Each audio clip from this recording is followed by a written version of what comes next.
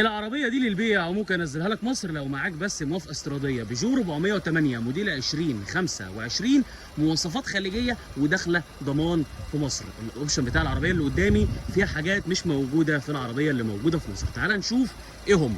عندك طبعا اولهم الكاميرات 360، عندك بقى الحساسات الاماميه، عندك الاضاءه فول ال اي دي، عندك برده الجنط السبور التو تون ده ما بينزلش في مصر، وعندك الكاميرا بتاعه اللان اسيست، عندك المرايه من اللون الاسود، وعندك كمان نظام البلايند سبوت، عندك البصمه الخارجيه. ادي شكل العربيه، الاضاءه خلفيه ال اي دي جي تي لاين، عندك طبعا الحساسات الخلفيه، الكاميرا الخلفيه، شنطه العربيه الكهرباء، ومعاها كمان الدواسات بتاعتها وكل المتعلقات. تعالى بقى نشوف العربيه من جوه.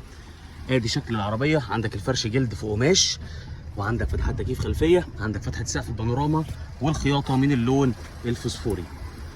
عندك بقى العربيه من جوه، ادي التحكمات بتاعت الازاز والمرايات، ادي التحكمات بتاعت الكراسي، وعندك كمان الجزء ده بيمتد، عندك الميموري، عندك المساج، وعندك كمان السخانات. ادي شكل الطاره، شكل الجي تي لاين، عندك كمان العدادات ال 3 دي، وعندك كمان هنا الشاشه الكبيره فيها طبعا الكاميرات 360 وتسخين على الطاره وتسخين الكراسي اللي قدام والمساج والميديا والكلام الجميل ده كله.